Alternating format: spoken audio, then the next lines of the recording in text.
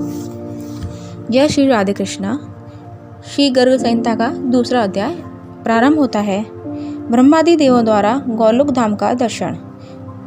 श्री नारद जी कहते हैं, जो जीव पाकर भी कीर्तनीय भगवान श्री कृष्ण का कीर्तन नहीं करता, वह दुर्बुद्धि मनुष्य मोक्ष की सीढ़ी पाकर भी उस पर चढ़ने की चेष्टा नहीं करता। राजन, अब इस 12 कल्प में धराधाम पर जो भगवान श्री कृष्ण का पदार्पण हुआ है और यहाँ उनकी जो जो लीलाएं हुई हैं, वह सब मैं तुमसे कहता हूँ, सुनो। बहुत पहले की बात है। दानव, दैत्य, आसुर स्वभाव के मनुष्य और दुष्ट राजाओं के भारी भार से अत्यंत पीड़ित हो पृथ्वी गौ का रूप धारण करके अनाथ की भांति रोती बिलखती हुई अपनी आंतरिक व्यथा निवेदन करने के लिए ब्रह्मा जी की शरण में गईं। उस समय उनका शरीर कांप रहा था। वह उनकी कष्ट कथा सुनकर ब्रह्मा जी ने उसे धीरज बनाया और तत्काल समस्त देवताओं तथा शिव जी को साथ लेकर वे भगवान नारायण के बैकुंठ धाम में गए।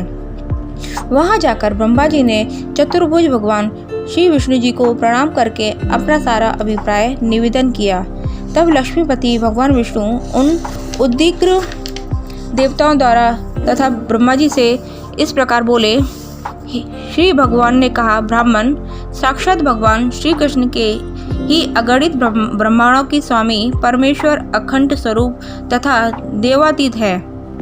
उनकी लीलाएं अत्यंत एवं अनिवर्चनीय हैं। उनकी कृपा के बिना कार्य कदापि सिद्ध नहीं होगा। अतः तुम उन्हीं के अविनाशी एवं परम उज्ज्वल धाम की मैं शीघ्र जाऊं।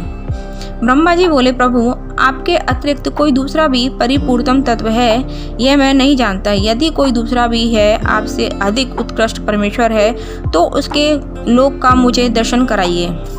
श्री नारद जी कहते हैं कि ब्रह्मा जी के इस प्रकार के कहने पर परिपूर्णतम भगवान विष्णु जी ने संपूर्ण देवताओं सहित ब्रह्मा जी को ब्रह्मांड शिखर पर विराजमान गोलोक धाम का एक मार्ग दिखलाया। वामन जी के पैर के बाएं अंगूठे से ब्रह्मांड के शिरोभाग का भेदन हो जाने पर जो छिद्र हुआ, वह ब्रह्मादर्व नित्य अक्षर नीर से परिपूर्ण था। सब देवता उसी मार्ग से वहां के लिए नियत जलायन द्वारा बाहर निकाले गए। वहां ब्रह्मांड के ऊपर पहुंचकर उन सब ने नीचे की ओर उस ब्रह्मांड को कलंकित बिंब यानी तूबे की भांति देखा। इसके अतिरिक्त अन्य भी बहुत से ब्रह्मांड उसी जल से इंद्रायण फल के सदृश इधर उधर लहरों में लुढ़क रहे थे। यह देखकर सब देवताओं को विस्मय हुआ। वे चकित हो गए। वहां से करोड़ों योजन ऊपर 8 नगर मिले, जिनके चारों ओर दिव्य चार दीवारी शोभा बढ़ा रही थी और झुंड के झुंड रत्नादिमय वृक्षों से उन पुरियों की मनोरमता बढ़ गई थी। वहीं पर देवताओं ने विराजन दिए का सुंदर तट देखा,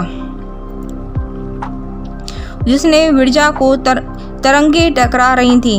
वह तर प्रदेश उज्ज्वल रेशमी वस्त्र के समान शुभ्र दिखाई देता था। दिव्य मणि में सोपानों से वह अत्यंत उदासित हो रहा था। तट की शोभा देखते और आगे बढ़ते हुए वे देवता उस उत्तम नगर में पहुंचे, जो अनंत कोटि सूर्यों की ज्योति का महान पुंज जान पड़ता था। उसे देखकर देवताओं की आंखें चौंधिया गईं। वे बहुत तेज से पराभूत हो जहां के तहां खड़े रह गए। तब भगवान विष्णु की आज्ञा के अनुसार उस तेज को प्रणाम करके ब्रह्मा जी उनका ध्यान करने लगे। उसी ज्योति के भीतर उन्होंने एक परम शांति में साकार धाम देखा। उसमें परम अद्भुत कमल नाल के समान धवल वर्ण 1000 मुख वाले शेषनाग का दर्शन करके सभी देवताओं ने उन्हें प्रणाम किया। राजन, उन शेषनाग की गोद में महान आलोक में लोकान्वित गोलोक धाम का दर्शन हुआ, जहाँ धामाभिमानी देवताओं के ईश्वर और गणनाशीलों से प्रधान काल का भी कोई वश नहीं चलता। वहाँ माया भी अपना प्रभाव नहीं डाल सकती। मन, चित्त, बुद्धि, अहंकार, 16 विकार तथा महत्व भी वहाँ प्रवेश नहीं कर सकता। महत्व भी वहाँ प्रवेश नहीं कर सकते हैं। फिर तीनों गुणों के विषय में तो कहना ही क्या। वहाँ कामदेव के समान मनोहर रूप, लावण्यशालीन, श्याम सुंदर विग्रह श्री कृष्ण पार्षदा द्वारपाल का कार्य करती थी। देवताओं को द्वार के भीतर जाने के लिए उद्धत देख उन्होंने मना किया। तब देवता बोले, हम सभी ब्रह्मा विष्णु शंकर नाम के लोकपाल तथा और इंद्र आदि देवता हैं, भगवान श्री कृष्ण के दर्शनार्थ यहाँ आए हैं। श्री नारद जी कहते हैं कि देवताओं की बात सुनकर उन सखियों ने भी श्री कृष्ण के द्वारपालिकाएं थी, जो कृष्ण जी की द्वारपालिकाएं थी, वे सखियां थी, अंतपुरम में जाकर देवताओं की बात कह सुनाई। तब एक सखी जो चंद्रानना नाम से विख्यात थी, जिसके वस्त्र पीले थे और जो हाथ में वेद की छड़ी लिए थी, बाहर आई, उनसे उनका अभीष्ट प्रयोजन पूछा। चंद्रानन बोली, यहाँ पधारे हुए आप सब देवता किस ब्रह्मांड के निवासी हैं, यह शीघ्र बताइए। तब मैं भगवान श्री कृष्ण को सूचित करने के लिए उनके पास जाऊंगी। देवताओं ने कहा, अहो, यह तो बड़े आश्चर्य की बात है। क्या अन्य ब्रह्मांड भी होते हैं? हमने तो उन्हें कभी नहीं देखा। शुभे, यह तो यही जानते हैं कि एक ही ब्रह्मांड है, इसके अतिरिक्त कोई दूसरा ब्रह्मांड नहीं है। चंद्रानन बोली, ब्रह्मदेव, यहाँ तो विरजा नदी में करोड़ों ब्रह्मांड इधर उधर लुढ़क रहे हैं, उनमें से भी आप जैसे ही पृथक पृथक देवता वास करते हैं। अरे, क्या आप लोग अपना नाम गांव तक नहीं जानते? जान पड़ता है कभी यहाँ आए नहीं हैं। अपनी थोड़ी सी जानकारी से ही हर से फूल उठे हैं। जान पड़ता है कभी घर से बाहर निकले ही नहीं हैं। जैसे गूलर के फलों में रहने वाले कीड़े जिस फल में रहते हैं उसके सिवा दूसरों को नहीं जानते, उसी प्रकार जैसे साधारण जन जिनसे उत्पन्न होते हैं, एकमात्र उसी ब्रह्मांड को समझते हैं। श्री नारद जी बोले और उनसे कहने लगे, हे राजन, इस प्रकार उपहास के पात्र बने हुए उस सब देवता चुपचाप खड़े रहे, कुछ बोल न सके। उन्हें चकित से देखकर भगवान विष्णु जी ने कहा। श्री विष्णु जी बोले, जिस ब्रह्मांड में भगवान पश्चिम गरु का सनातन अवतार हुए हैं तथा त्रिविक्रम के नख से जिस ब्रह्मांड में विवर बन गया है, वही हम निवास करते हैं। श्री नारद जी कहते हैं, भगवान विष्णु की यह बात सुनकर चंद्रानन ने अपनी पूरी प्रशंसा की उनकी और स्वयं भीतर चली गई। फिर शीघ्र ही आई और उनको अंतपुरम में पधारने की आज्ञा देकर वापस चली गई। तदंतर संपूर्ण देवताओं ने परम सुंदर धाम गोलोक का दर्शन किया। वहाँ गोवर्धन नामक एक गिरिराज शोभा पा रहे थे। गिरिराज का वह प्रदेश उस समय वसंत का उत्सव मनाने वाली गोपियों और गौओं के समूह से घिरा हुआ था। कल्पवृक्षों तथा कल्पलताओं के समुदाय से सुशोभित था और रासमंडल से उसे मंडित कर रहा था। वहाँ श्याम वर्ण वाली उत्तम यमुना नदी स्वच्छंद गति से बह रही थी। तट पर बने हुए करोड़ों प्रसाद उनकी शोभा बढ़ा रहे थे तथा उस नदी में उतरने के लिए वैदूर्य मणि की सुंदर सीढ़ियां बनी हुई थी। वहाँ दिव्य वृक्षों और लताओं से भरा हुआ वृंदावन अत्यंत शोभा पा रहा था।